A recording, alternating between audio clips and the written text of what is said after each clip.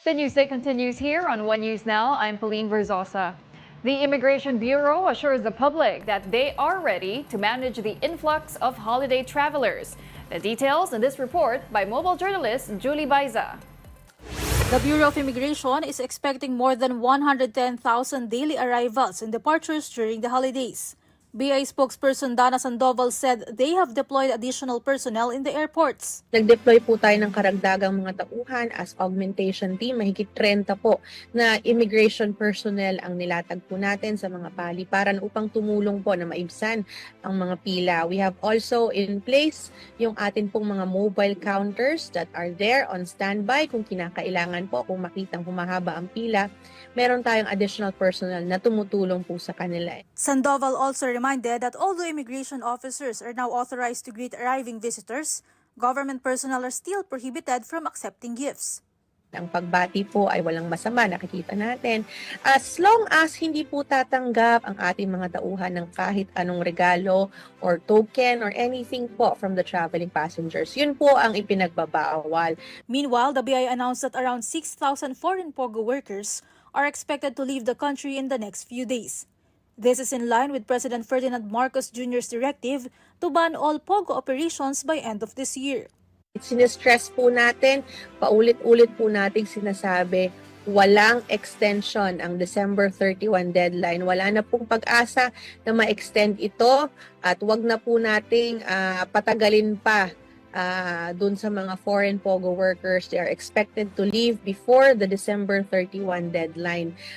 Doon po sa figures natin, out of around 33,000 foreign nationals, karamihan po niyan, 21,000 have already downgrade their visas at nakaalis na po dyan, karamihan po ng mga nag-downgrade na yon. So ina-expect. Sandoval also added that out of 33,000 foreign nationals, 21,000 have already downgraded their visas and left the country.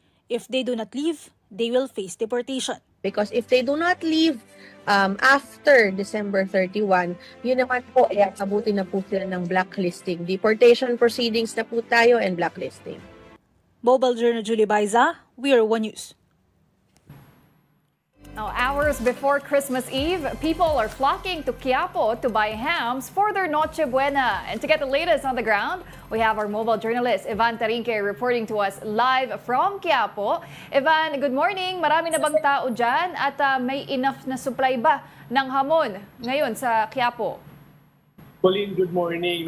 Alas 7 pa lang ng umaga, mahaba na kagad yung pila dito sa tindahan ng Happy Daw sa Quiapo, Maynila. Na-expect kasi ng mga tao, pagdating daw ng hapon ay sobrang haba na ng pila at hindi na sila makabili ng kanilang ham kanina. Kung inipot natin itong tindahan ito, talagang jam-pack agad. 7 a.m. jam-pack agad yung mga tao para bumili ng kanilang ham dito sa Quiapo. Siyempre, pang Noche Buena nila yan at mas maganda kung fresh pa yung mga hamon. Pero Ivan, magkano na ba yung presyo ng hamon sa Quiapo? Nagmahal ba ito? Huli, merong dalawang varieties yung ham dito sa hapon. Isang buo at isang slice sa ham. Yung sa buo naman, meron dalawang klase. Yung bone-in ay nasa 1,860 per kilo. Yung debone naman ay nasa 1,760 per kilo. Doon naman sa mga sliced version nito, sa scrap ham, makakabili ka ng 142 sa halagang 430 pesos. Sa may sweet bacon naman, nasa 350 ang 1/4. At yung sa may Chinese style na ham naman ay nasa 480 pesos ang 1/4 na nito, Pauline. Okay, Evan, para naman sa mga naghahanap pa ng iba nilang maihahanda para sa Noche Buena, meron pa bang ibang mga pagkain dyan? Pauline, hindi nawawalan ng pagkain dito sa Quiapo. Actually, sa harapan ko, kaliwat kanan, yung mga pagkain dito. At isa nga dito sa talagang pinupuntahan dahil Pasko ay talaga itong mga kastanyas. So, dahil Christmas season, itong kastanyas talaga hinahanap ng mga tao. Actually, sa harap ko, naamoy ko nga nagluluto pa sila ng mainit-init na kastanyas dito sa may harapan ko. Pauline. Ako, mukhang masarap dyan. Mabango yung mga hamon pati kastanyes ngayong umaga. At for sure, marami pang susunod at hahabol para sa kanilang pang Noche Buena mamayang hapon. But for now, maraming salamat para sa update na yan. That was mobile journalist Ivan Tarinque. Meanwhile, purchase booklets are no longer required for senior citizens to avail 20% discount on medicine purchases. Now, this comes after the Health Department signed and issued a new administrative order. DOH Secretary Ted Herbosa said this makes it easier for the elderly to avail more affordable medicines. The United Senior Citizens Party List called this move as an early Christmas gift to over 12 million Filipino seniors. We'll be back with more stories after the break. Keep it here on One News.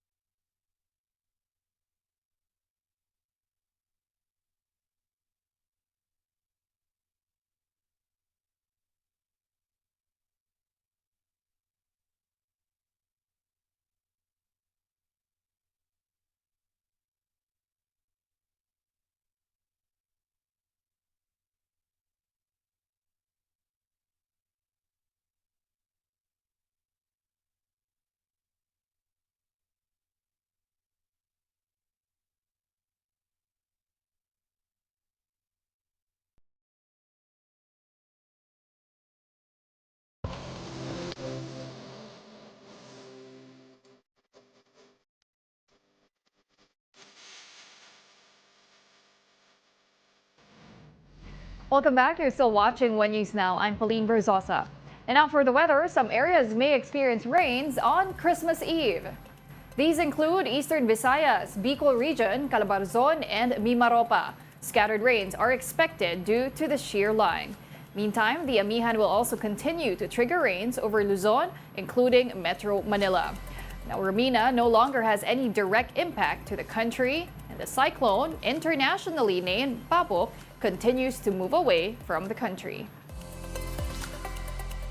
Now, in other news, Octa Research President Ranjit Rai believes that the fight in the senatorial race for the 2025 elections is now between the Marcos and Duterte camps. Here's an excerpt from his interview on Storycon. Yung bangayan ng dalawang kampo, yung Duterte versus Marcos, how does this factor or how much of it factors into dito sa pag-select ng mga respondents dun sa kung sino kanilang napipisil na magsenador?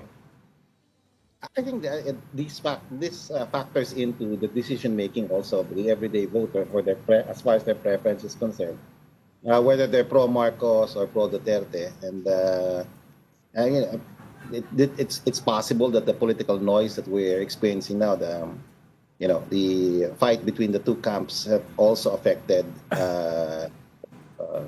Senator Bato's ratings, at least as far as our survey is concerned.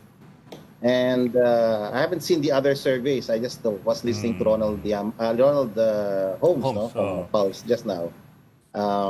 But my view is, as a political scientist looking at things from that perspective, I think it's a political noise, competition, and there's a lot of negative information and misinformation being bandied around in news and in the social media against those who are aligned with the Duterte camp. So maybe that has affected to some extent, no, the numbers, the preference for Senator Bato de la Rosa, who, by the way, still has within the second distance of statistically possible winners if the elections were held during the period of the survey, which is November 10 to 16.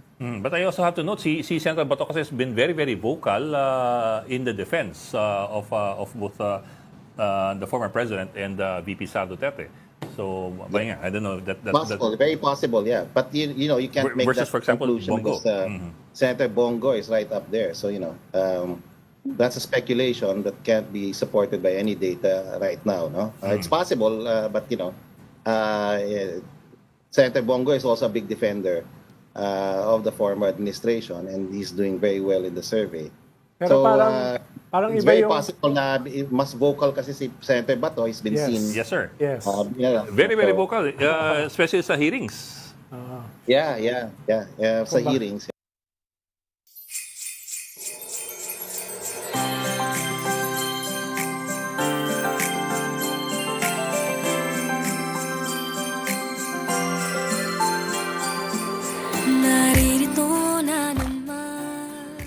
Malacanang opened its historic grounds to the public for the festive Tara sa Palasyo event.